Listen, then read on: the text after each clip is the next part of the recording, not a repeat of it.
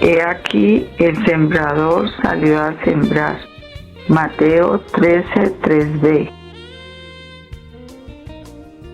Buenos días, los saludo hoy 25 de enero de 2026, año de expansión.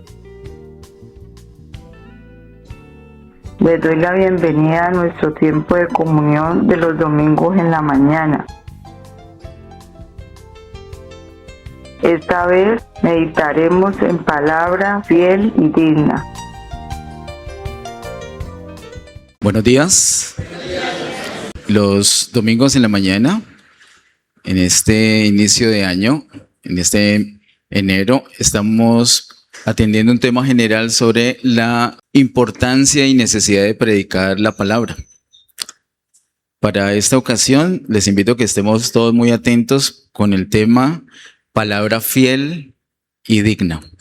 Oremos. Amado Padre, en el nombre de Jesús, gracias te damos por esta ocasión. Estamos delante de ti con nuestro corazón abierto, dispuesto para ti. Deseamos y necesitamos, Señor, ser impartidos de tu vida por medio de la palabra. Háblanos, Señor. Llénanos de ti.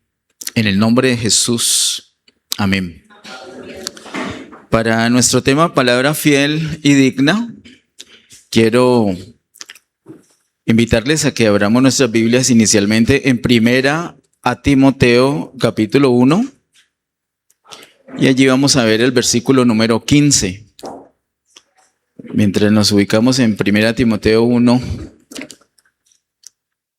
quiero decirle a la hermana Lucy que compartimos esa alegría que debe estar experimentando en este momento.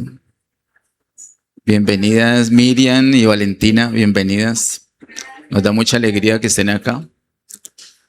3 generaciones allí en esa tercera fila. 3 generaciones para la gloria de Dios.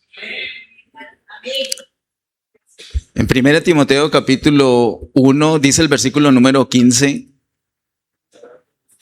Palabra fiel y digna de ser recibida por todos. Que Cristo Jesús vino al mundo para salvar a los pecadores, de los cuales yo soy el primero.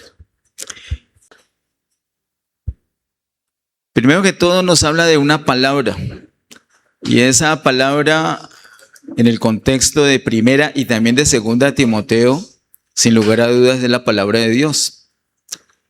Y de la palabra de Dios, el apóstol Pablo le escribe a Timoteo que es una palabra, en primer lugar, fiel.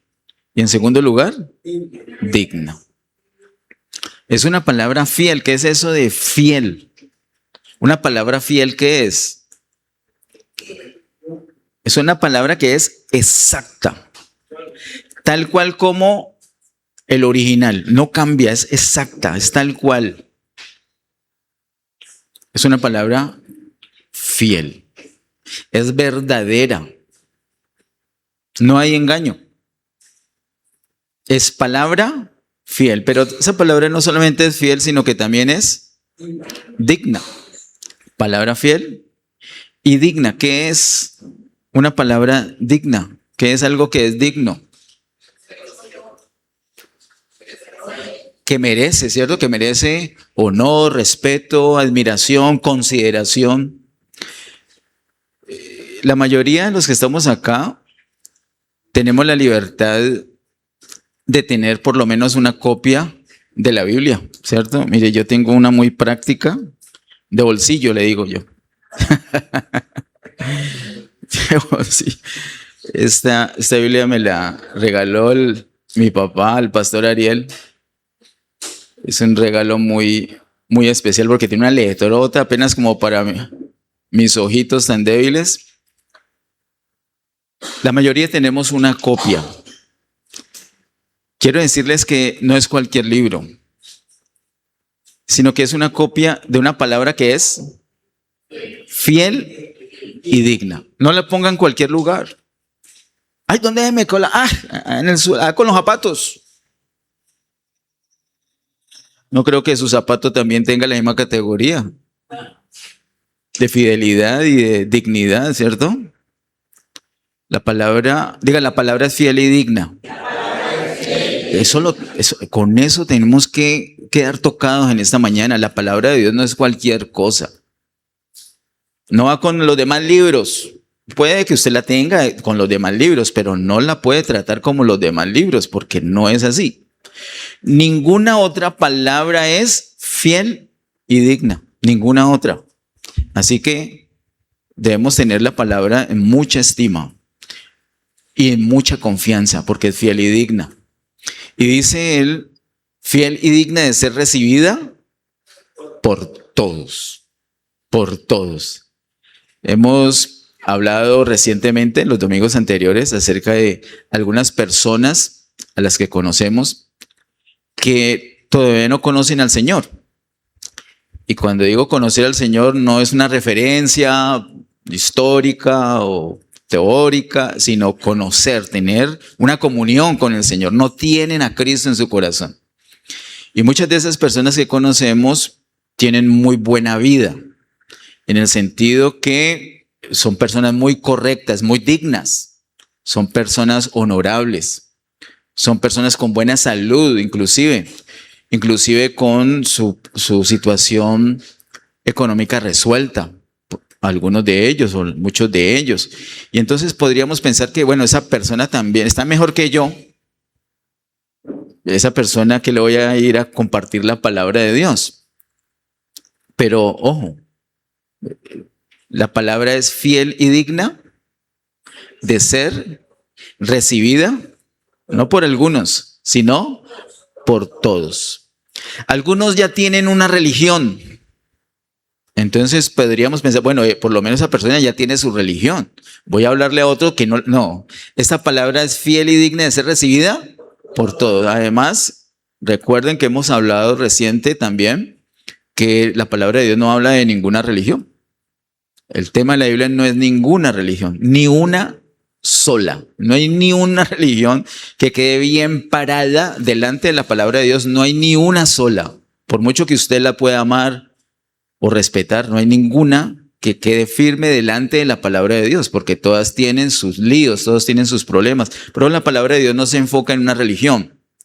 La palabra de Dios se enfoca en una nación, se enfoca en un reino y cómo llegar a ser parte de ese reino y cómo viven los ciudadanos de ese reino y qué consecuencias hay en estar en ese reino y también en no estarlo. Absolutamente todas las personas, tengan o no tengan religión, necesitan recibir, y esa palabra es fiel y digna de ser recibida por todos ellos.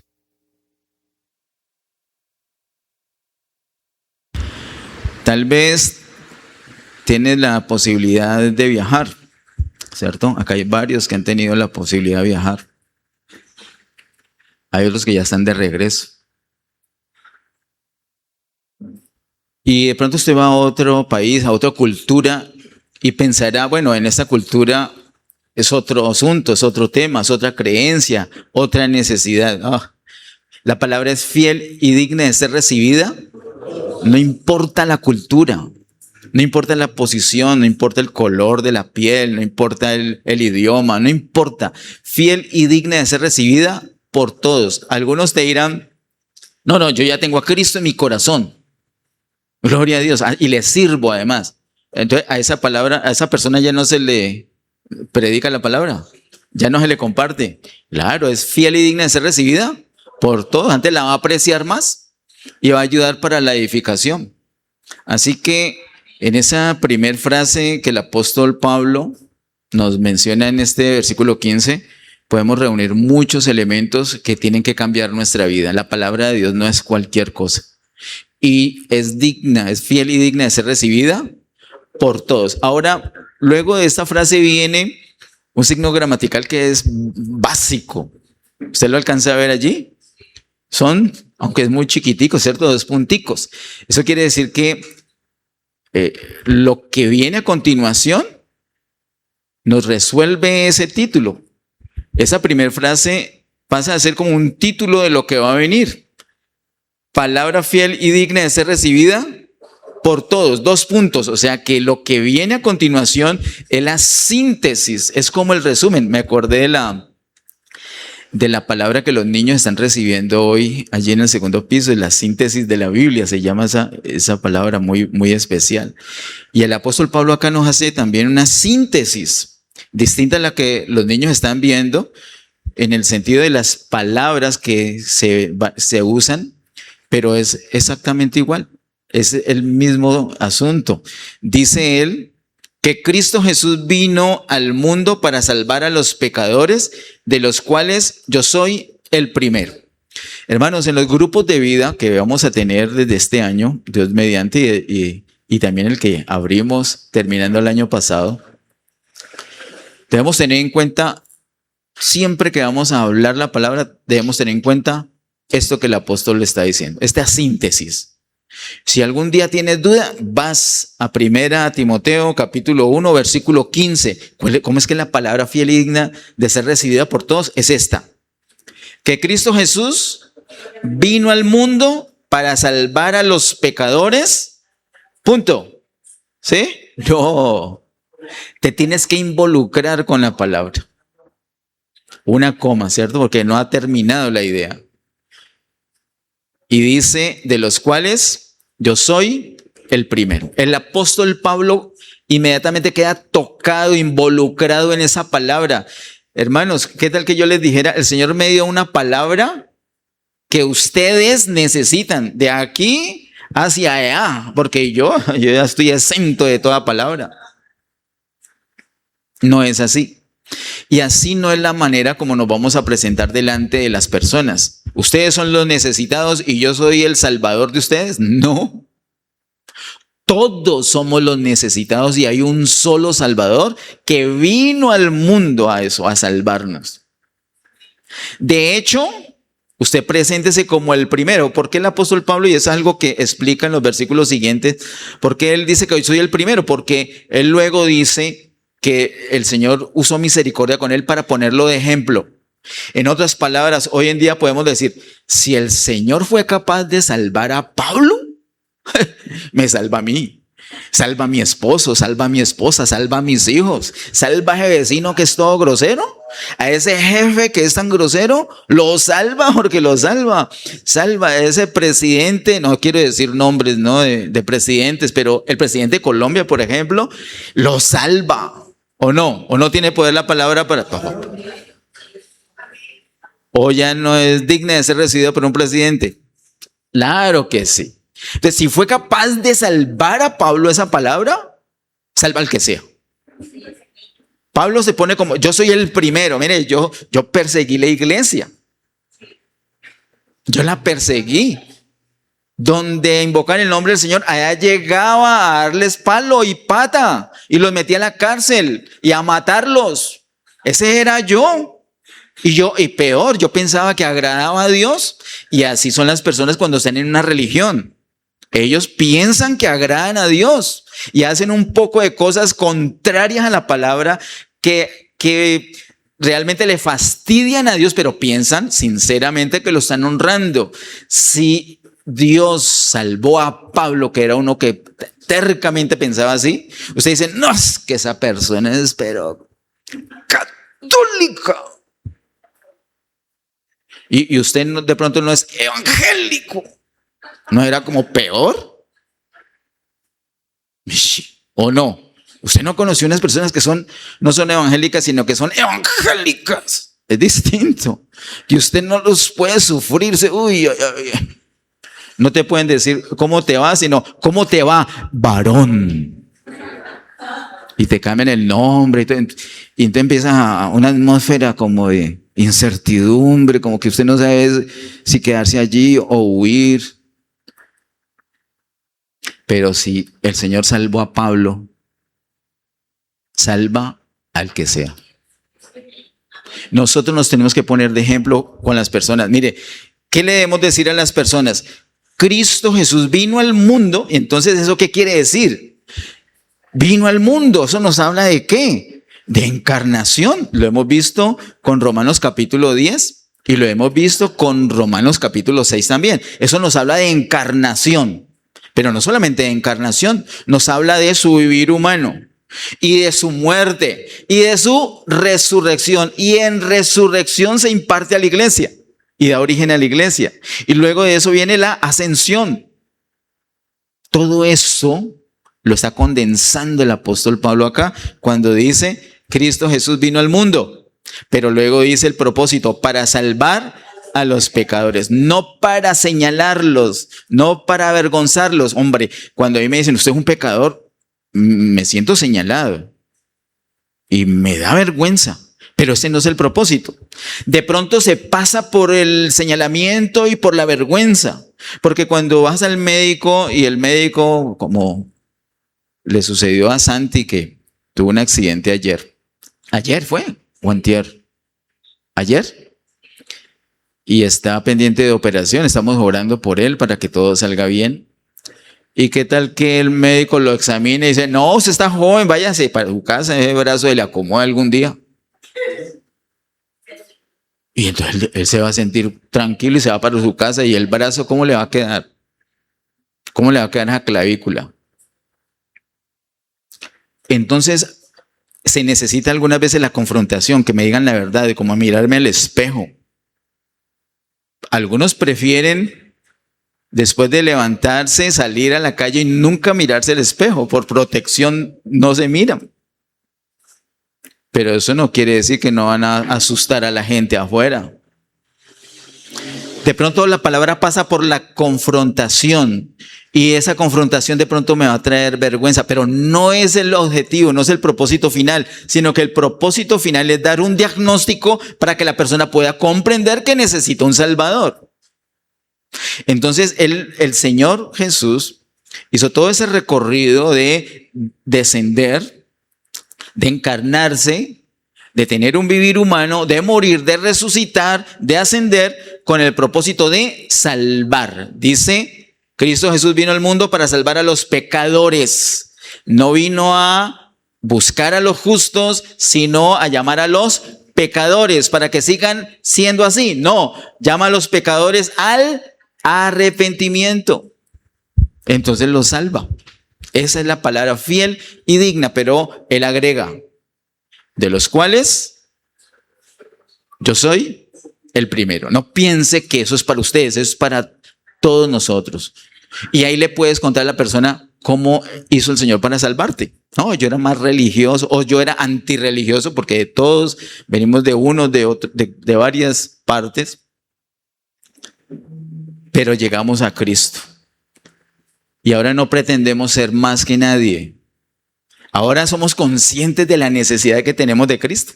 Esa es la diferencia. Y le decimos a las personas: el Señor, vea, la palabra es esta.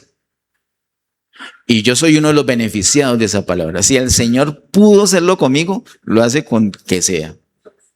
¿De acuerdo? Bueno, eso es lo que empieza. Y mire cómo dice él, que es la palabra fiel y digna. Vayamos por favor al capítulo 3. Y en el capítulo 3 miremos el versículo número 1. En el capítulo 3, el apóstol Pablo hace un avance importante. Ya no se queda a título personal. Yo soy el primero, el Señor me salvó. Ahora ya es parte de la iglesia. Y en el capítulo 3, él muestra cómo tiene que ser ahora en iglesia, cómo se tiene que conducir en iglesia.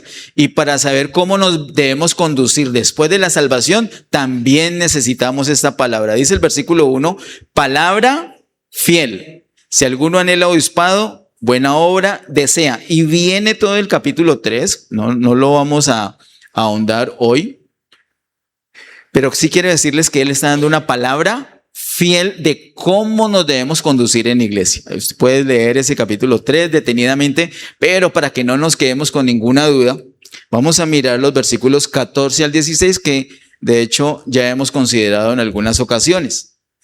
Versículos 14 a 16 de 1 Timoteo 3 dice: esto te escribo, aunque tengo la esperanza de ir pronto a verte, para que, si tardo, sepas cómo debes conducirte en la casa de Dios, que es la iglesia del Dios viviente, columna y baluarte de la verdad. E indiscutiblemente grande es el misterio de la piedad. Dios fue manifestado en carne, justificado en el Espíritu, visto de los ángeles, predicado a los gentiles, creído en el mundo, recibido arriba en gloria. En una reunión de miércoles en la noche vimos detenidamente ese versículo 16 y hablábamos de por qué la presentación así. En tu Biblia yo creo que también la tienes así por frases.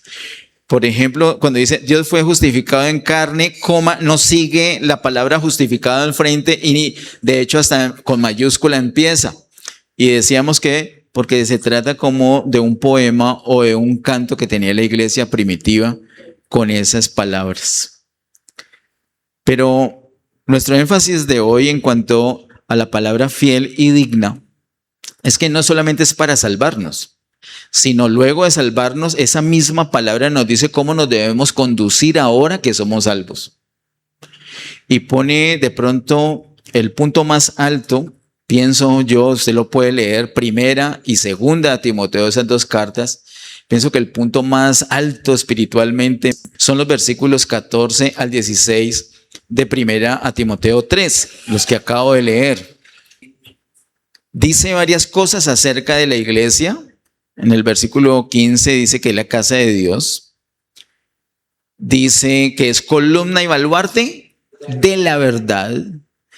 Y luego dice e indiscutiblemente, como charlábamos aquel miércoles en la noche, esa E está ahí porque la siguiente palabra empieza por I, indiscutiblemente. De lo contrario, iría una letra I. Y eso quiere decir que lo del versículo 16 se debe sumar a lo del versículo 15. Es decir, la iglesia no solamente es lo que dice el versículo 15, sino también lo que dice el versículo 16. Y tal cual como lo charlamos en esa ocasión, habla de el misterio de la piedad y dice parte por parte en qué consiste ese misterio. La iglesia no solamente es la casa de Dios, no solamente es columna y baluarte de la verdad, sino que la iglesia también es el misterio de la piedad. ¿Qué quiere decir eso? En pocas palabras, la iglesia también es la expresión de Dios, la manifestación de Dios. Cuando Dios se manifiesta en la vida de una persona, uno dice, esa persona es piadosa. Piadosa no es que a toda hora anda con las manitos así juntas y camina en la puntica de los pies, no, sino que refleja a Cristo. Sonríe como Cristo, ama, perdona, es tolerante. Es una persona que se le nota que tiene a Cristo en su vida. Esa es una persona piadosa. Así tiene que ser la iglesia. Uno de los principales énfasis del apóstol Pablo en las dos cartas a Timoteo es que la iglesia tiene que ser piadosa. Él le habla mucho de la piedad, de expresar a Dios, de depender continuamente de Dios en todos los asuntos. Eso es una de las cosas relevantes del apóstol Pablo en estas dos cartas. Después de llegar a ese punto tan alto, como les digo, terminando el capítulo 3, ahora viene una de las partes más bajas, más terribles, más feas de la carta, donde señala uno de los grandes problemas que había en ese tiempo, y en ese tiempo que estamos viviendo nosotros, pues se ha acrecentado más. En el capítulo 4, por favor miremos, capítulo 4 de Primera Timoteo, los versículos 1 al 3. Primera Timoteo, capítulo 4, versículos 1 al 3 dice: pero el Espíritu dice claramente que en los postreros tiempos algunos apostatarán de la fe, escuchando espíritus engañadores y a doctrinas de demonios, por la hipocresía de mentirosos que, teniendo cauterizada la conciencia, prohibirán casarse y mandarán a abstenerse de alimentos que Dios creó para que con acción de gracias participasen de ellos los creyentes y los que han conocido la verdad. Empieza este capítulo diciendo pero, porque hay un contraste, una parte tan pura, tan linda, tan sublime, tan alta. Terminó el capítulo 3 y ahora desciende profundamente a decir, el Espíritu dice claramente que en los posteriores tiempos algunos apostatarán de la fe. ¿Qué es eso de apostatar? Es dejar la fe, es negar la fe. Un día la tuvo, un día hasta predicó y después diciendo, no, yo me había equivocado, así no es. La palabra de Dios no es fiel, no es digna, no es verdadera. Eso no es verdad. El que antes decía, el que antes creía, el que antes hablaba de eso, ahora está diciendo que no lo es. Eso va a suceder en los posteriores tiempos. Desde el tiempo, cuando vivió el apóstol Pablo acá, físicamente en la tierra, se empezó a ver ese fenómeno. Pero él advirtió que no era especialmente para ese tiempo, sino en los postreros tiempos. Y eso es lo que vemos hoy. Y ese es un decir, eso es lo que vemos hoy, porque hay un peligro en eso. Y es cuando no se ve. Es cuando le das el crédito a la persona porque te cayó bien la persona que está dando la palabra y entonces no pones ningún colador. Recibes todo lo que la persona diga y nunca vas a mirar la palabra, nunca ves los textos, nunca vas en oración, o algunas personas vienen desprevenidamente a las reuniones sin ninguna comunión con el Señor, eso es posible, y entonces vienen aquí solamente a tener comunión con el Señor un ratico, y lo que tienen de comunión es lo que la persona que está al frente les diga, y de pronto no es lo correcto. Y no tienen ningún poder en sí mismos para detectar, uy, esto no es, esto no está escrito. Y empiezan a recibir y a creer cosas que no son.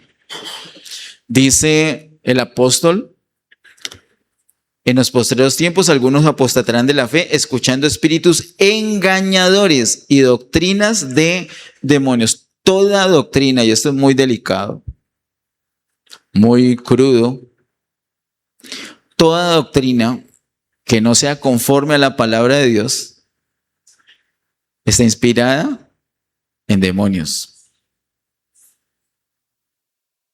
Desde el principio fue así, ¿recuerdan? ¿Recuerdan que en una ocasión se acercó Satanás a Eva a decirle, ¿con qué los pusieron a aguantar hambre, pues? Con que Dios les dijo, no pueden comer de nada. ¿Recuerdan? ¿A qué está apelando Satanás? A la misma palabra de Dios, pero tergiversada. Pero Eva había aprendido bien de lo que Adán le había dicho, porque Adán fue el que recibió directamente de parte de Dios y le contó a Eva.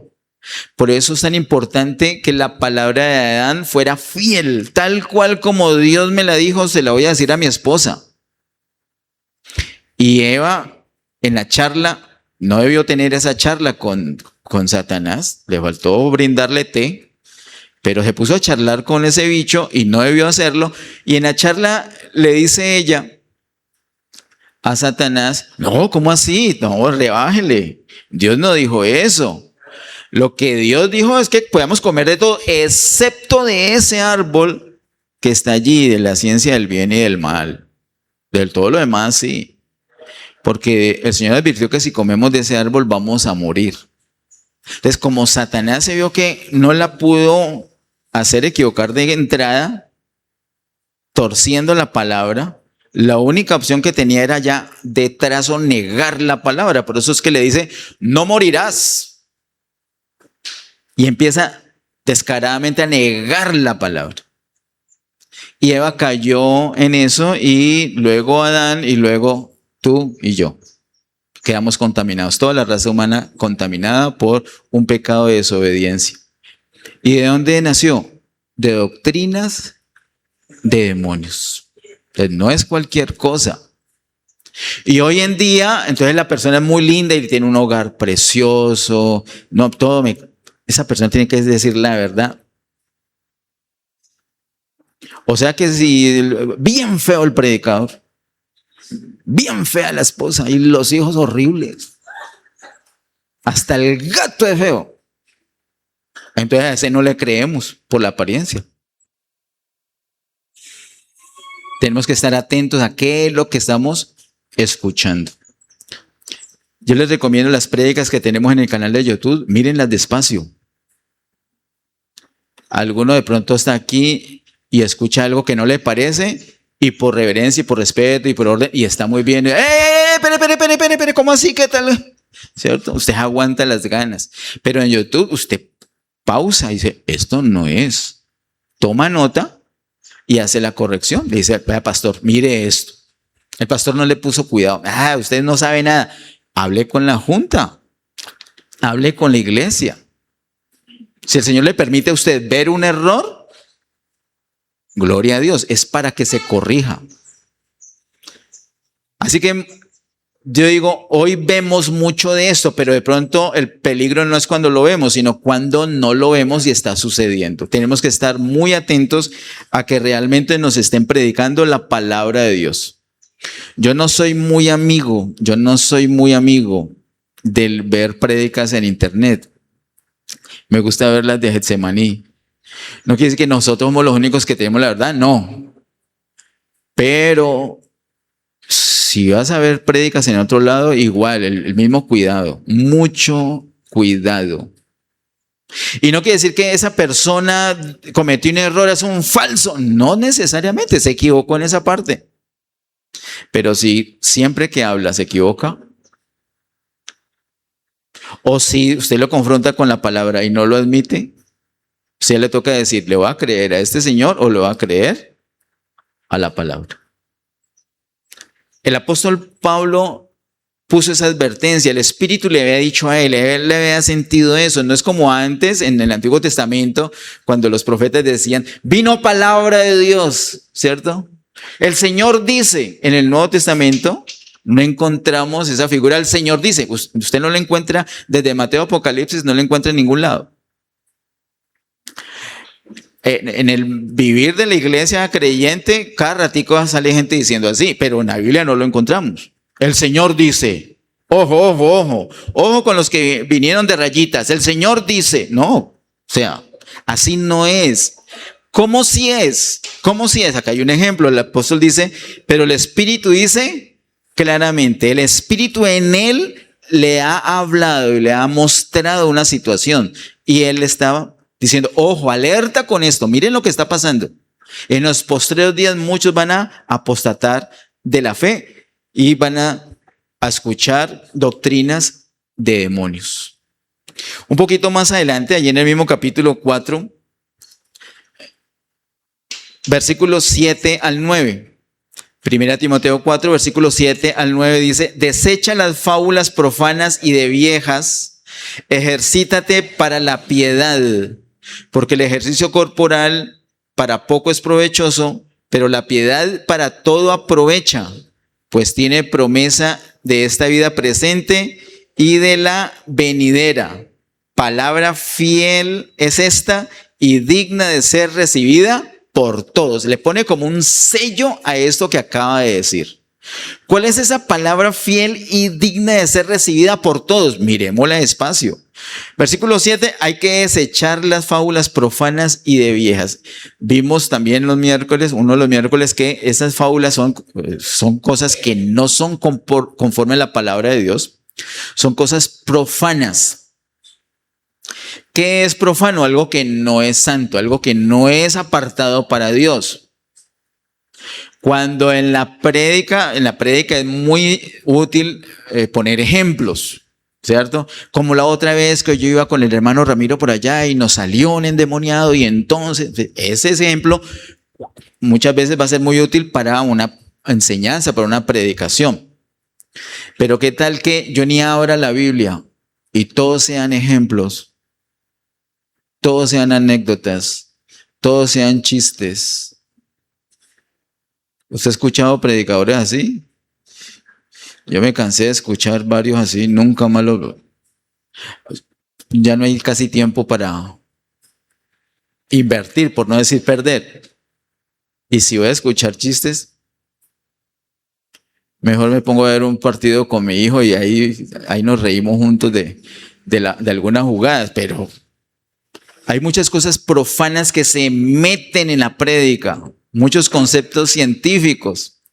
Por ahí veo un video que me mandó alguien, y yo sé que lo hacen de buena fe, no por fastidiarme, de alguien que comprobó científicamente que Cristo existe, y estaba feliz por eso y me lo compartió. Y yo, o sea, científicamente que Cristo existe. Me dio como tristeza antes, no me dio alegría. Algunas personas dicen, no, pero es que esas cosas también son... Aquí dice que hay que desechar lo profano y yo les voy a dar un consejo, háganlo, desechen lo profano. Uy, pero es que esa frase está muy bonita, pero es santa, la sacaste de la Biblia, no. Entonces no es de la Biblia, no. Pues ponga una de la Biblia. ¿Para qué va a poner algo profano? Pero es que es muy lindo. La otra vez les ponía el ejemplo del yoga, ¿cierto? Hay unos ejercicios de yoga para uno concentrarse y poder meditar.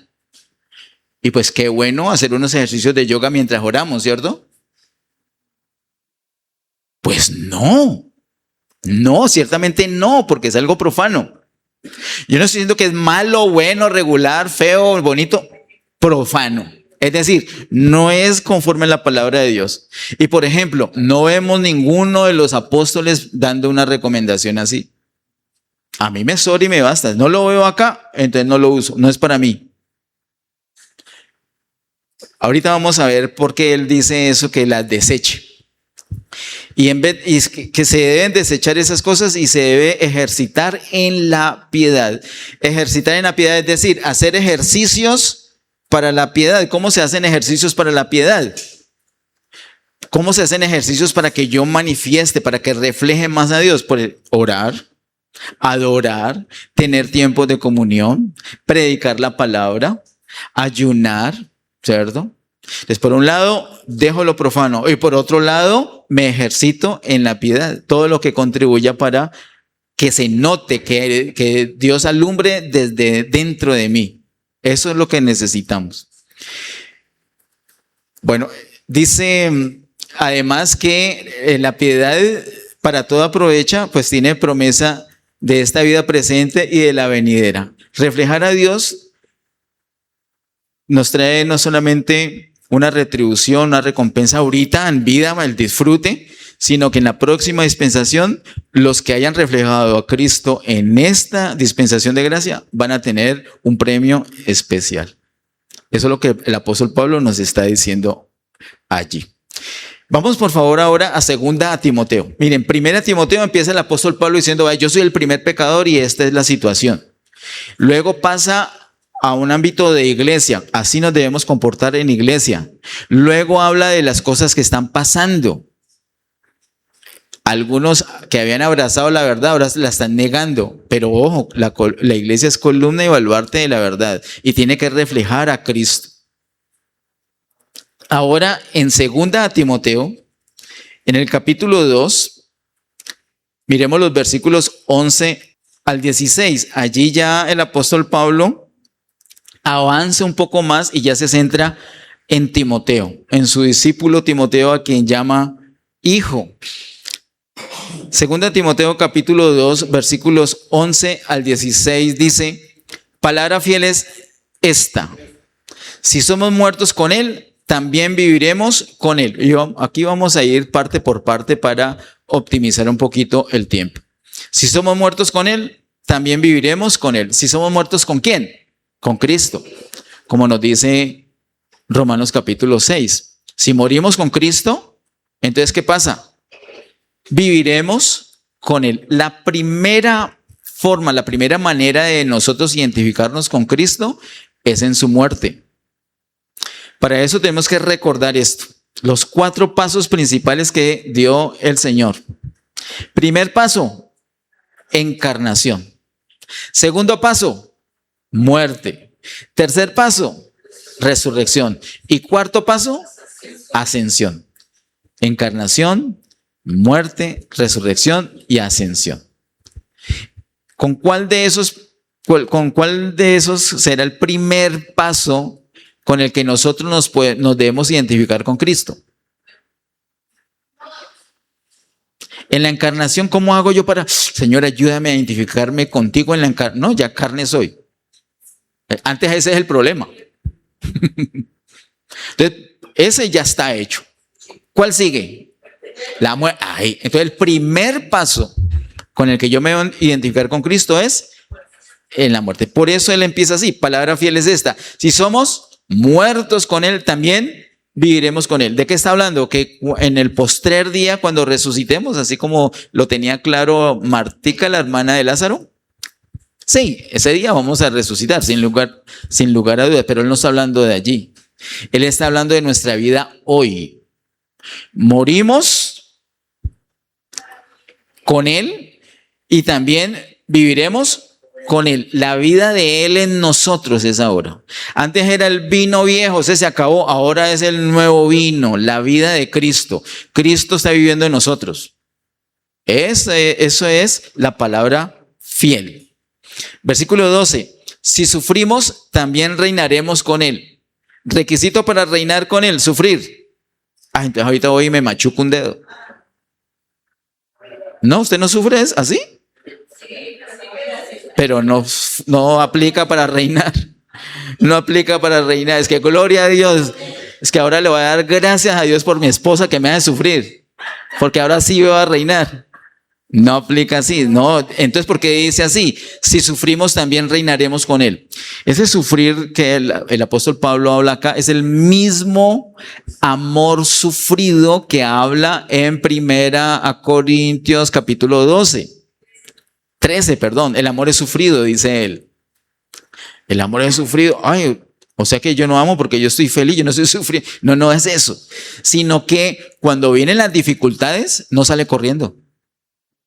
Se queda para sufrir. No sale corriendo, resiste, aguanta. ¿Cierto? ¿Se acuerda, por ejemplo, los matrimonios, se acuerdan que en el altar dijeron en las buenas y en las malas? En salud, pero algunos piensan que es en las buenas y en las buenas, en salud y en salud. Y cuando vienen los negativos, sale corriendo. Por ahí me contaron reciente una historia de alguien que salió corriendo apenas el cónyuge se enfermó. Conocimos también una señora donde vivimos hace años que quedó en silla de ruedas.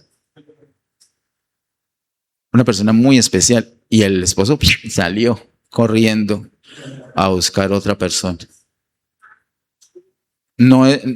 Eso no era amor, porque el amor es, ¿cómo es el amor? Sufrido, se queda para sufrir. Entonces, cuando dice aquí, si sufrimos también reinaremos con Él, ¿qué quiere decir? ¿Que me voy a buscar una esposa en cierre? No. ¿Qué quiere decir esto? Que voy a ser fiel, así me cueste sufrir. Entonces, si sufrimos, también reinaremos con Él. Sigue diciendo el versículo 12, si le negaremos, Él también nos negará. Si le negamos en esta dispensación, en la dispensación próxima, que es el milenio, Él nos va a negar. ¿Qué quiere decir eso? Que no vamos a reinar con Él. Eso ya lo hemos hablado acá. Bueno, sigue diciendo el versículo 13, si fuéramos infieles, Él permanece fiel. Si fuéramos infieles nosotros, Él permanece fiel. Y luego explica, Él no puede negarse a sí mismo. ¿Cómo así? Si yo soy infiel, Él no decía, no importa que sea así, yo sigamos juntos. No, sigamos juntos, eso tiene su consecuencia, porque Él no se puede negar a sí mismo. Porque aquí estamos hablando que la palabra es fiel y digna. Pero ¿saben quién es la palabra? El mismo Señor. La palabra es fiel. Es fácil entender que es fiel porque la palabra es Cristo y Cristo es fiel. Él no se puede negar a sí mismo. Si somos infieles, Él permanece fiel. Él no puede negarse a sí mismo. Versículo 14. Recuérdales esto, exhortándoles delante del Señor a que no contiendan sobre palabras, lo cual para nada aprovecha, sino que es para perdición de los oyentes. Pablo le está diciendo a Timoteo, esto es lo que le tiene que decir a la iglesia. Esta es la palabra fiel. Y que no contiendan sobre palabras, que no es para pelear. Así como ahorita hablamos de desechar las cosas profanas. Versículo 15. Procura con diligencia presentarte a Dios aprobado como obrero que no tiene de qué avergonzarse, que usa bien la palabra de verdad. ¿Cuál es esa palabra? La misma palabra que estamos hablando desde Primera Timoteo, la palabra de Dios. ¿Cómo así que la usa? Hermanos, que usted le digan, bueno, vamos a abrir la Biblia en Amós capítulo 1. Y usted no dice, bueno, Segunda Timoteo, Tito, Hebreos. Cuando llega Apocalipsis, se da cuenta que Amós no es para allá. Entonces empieza hacia atrás. Primera, no, como que no está usando bien la palabra, ¿cierto? Como que no sabe que Amós no existe. ¿Sí existe? Ah, sí existe. Ah, pero lo estaba buscando en el Nuevo Testamento, ¿cierto? Por lo menos que se ubique. Y si no, hombre, ¿o tiene índice? Sí, o que digan, así como le sucedió al apóstol Pablo, que el Señor lo llevó en un carro de fuego. Sí, duro eso, ¿cierto? Imagínense enseñando esa palabra y entonces las personas que están ahí, gloria a Dios, uy, yo quiero ser como Pablo. O como el apóstol Pedro, que lo traspuso Dios para que no hubiera muerte. Duro. Entonces, en vez de esas cosas, ¿qué tenemos que hacer? Versículo 15. Procura con diligencia presentarte a Dios aprobado como obrero que no tiene que avergonzarse, que usa bien la palabra de verdad. Entonces, cuando estás, lo primero, lo hablamos creo que hace 15 días, lo primero para poder hablar bien la palabra de Dios, ¿qué es? Oír. Somos muy rápidos. Escuche. Escuche, el Señor es muy sabio, nos dio 2 oídos, una sola boca. Hay que oír con atención y retener la palabra. Y delante del Señor, en esa comunión con el Señor, podemos aprender a usar bien la palabra de verdad. Y nunca pretendamos, no, yo ya llegué a un estado de uso de la palabra de Dios. Te digo, hermano, que yo estoy admirado de las maravillas del Señor conmigo. No, gloria a Dios, no, pero es que yo soy perfecto en la prédica. Suena feo eso, ¿cierto? Entonces, dependamos mucho del Señor, y esa dependencia nos tiene que llevar a mirar la palabra, retener la palabra, recordar dónde están los libros, a tener una noción de qué se habló en Génesis. O sea, tenemos que ser retenedores de la palabra. La palabra del Señor tiene que morar, como dice el apóstol Pablo en Colosenses 3, abundantemente en nuestro corazón. No es cada 8 días o cada 15 o es continuamente. Medita la palabra de día, de noche, continuamente. Miren los tiempos que el apóstol Pablo está diciendo que vienen. Son tiempos terribles, peligrosos. ¿Y qué tal entonces usted que lee lo mismo 8 que 80? Viene alguien y lo envuelve porque usted no sabe cómo defenderse. Usted no sabe si le están diciendo la verdad. Ah, pero es que él usaba corbata. El próximo domingo no uso corbata, entonces no me cree. La palabra, tenemos que ser entendidos de la palabra. Y luego el versículo 16 dice, mas evita profanas y vanas palabrerías porque conducirán más y más a la impiedad. ¿Qué es impiedad? Lo contrario de piedad. Piedad es reflejar al Señor. ¿Qué es impiedad? No reflejarlo. No necesariamente reflejar al diablo, pero no reflejar al Señor. Acostumbrarnos a una vida que no es buena gente y refleja al Señor. No lo refleja, pero es muy buena. Eso es impiedad. Y nos acostumbramos a vivir así. ¿Qué nos puede conducir a eso? Las profanas y vanas palabrerías. Emplear tanto tiempo hablando en cosas profanas. ¿Cómo qué cosas profanas? Que nos pueden ocupar el tiempo. No hay. Qué bueno, ustedes no se ocupan de cosas profanas. Excelente. ¿Ah?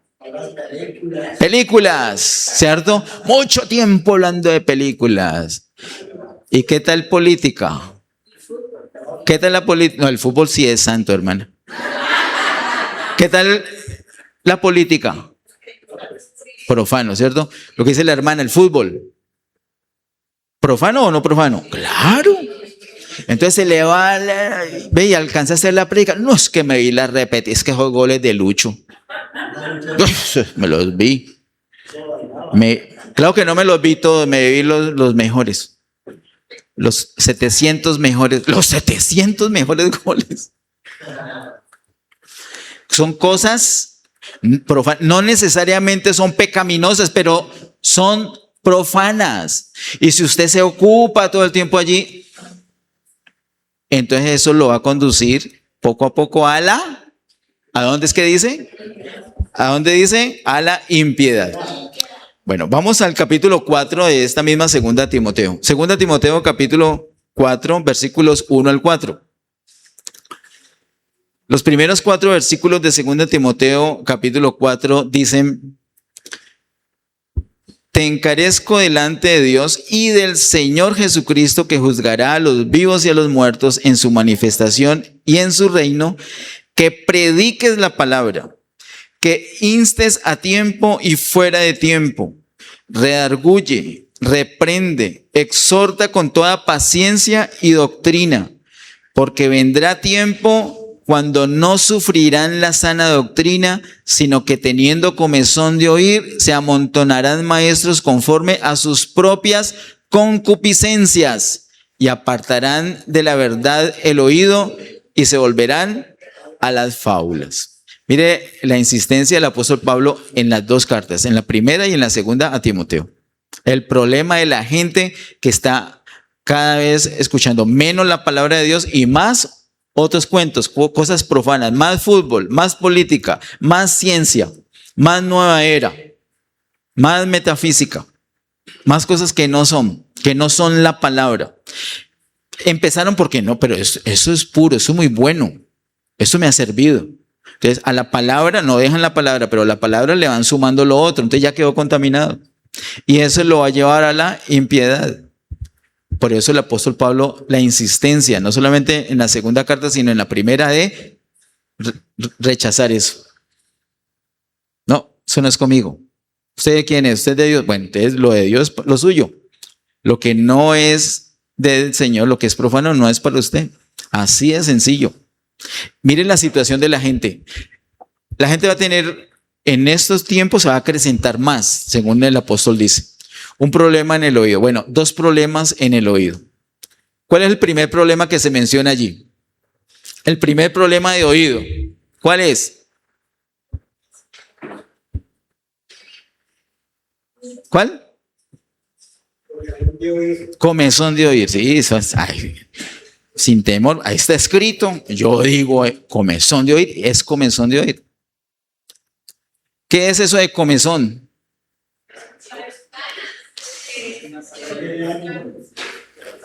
Que me pica, ¿cierto? Uy, es que sí. Usted no le ha picado un oído alguna vez y usted está en una reunión y usted no se puede rascar y usted, y hay cámaras, usted no. Qué horror. Uy, apenas usted va al baño, se mete los 5 dedos al oído, se rasca, quiere sacarse sangre. Uy, es que un oído pique o que un ojo le pique. Usted no le ha picado un ojo, uy, me quiere rascar. Eso va a ser un problema que van a tener las personas en este tiempo.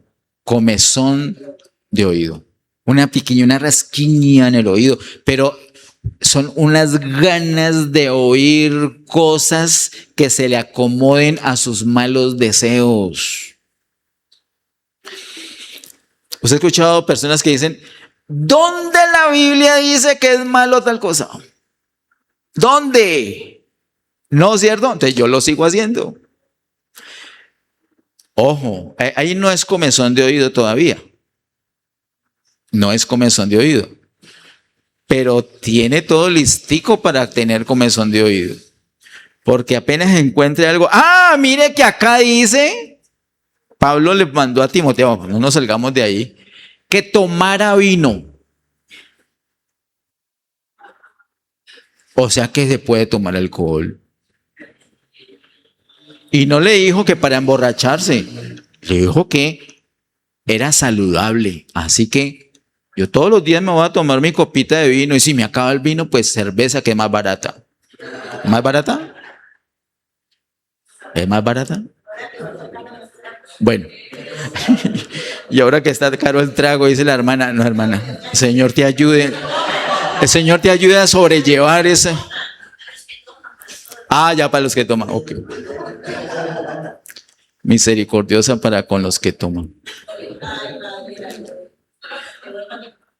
Entonces, unas ganas de oír algo que les abra el espacio bíblico para justificarse con la palabra de Dios. Y yo, por eso es que me hago esto, por eso es que yo voy a tal parte, por eso es que yo hablo así. Esa palabra es normal. Entonces, voy a seguirle diciendo. Comezón de oír. Eso es lo primero. ¿Y lo segundo qué es? Después de comezón de oído, ¿cuál es el segundo problema que van a tener las personas? En el oído.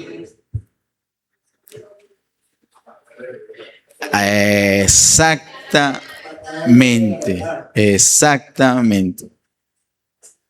Dice, apartarán, el versículo 4, y apartarán de la verdad el oído y se volverán a las fábulas. Entonces, primero, esas ganas de oír algo que se acomode a sus malos deseos.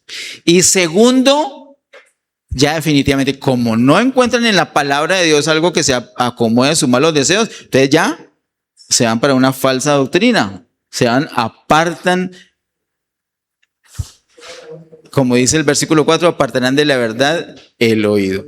Como esa es la cosa que viene ahorita y se va a crecer cada vez más, ¿qué tenemos que hacer nosotros?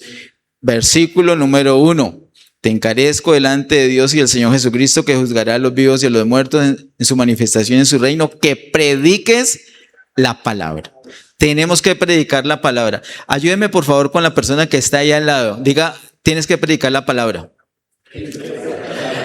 Entonces dice, ¿usted qué dice? Usted dice, predicar yo la palabra, pero mire, y usted dice, pero ¿cómo voy a predicar si no la conozco?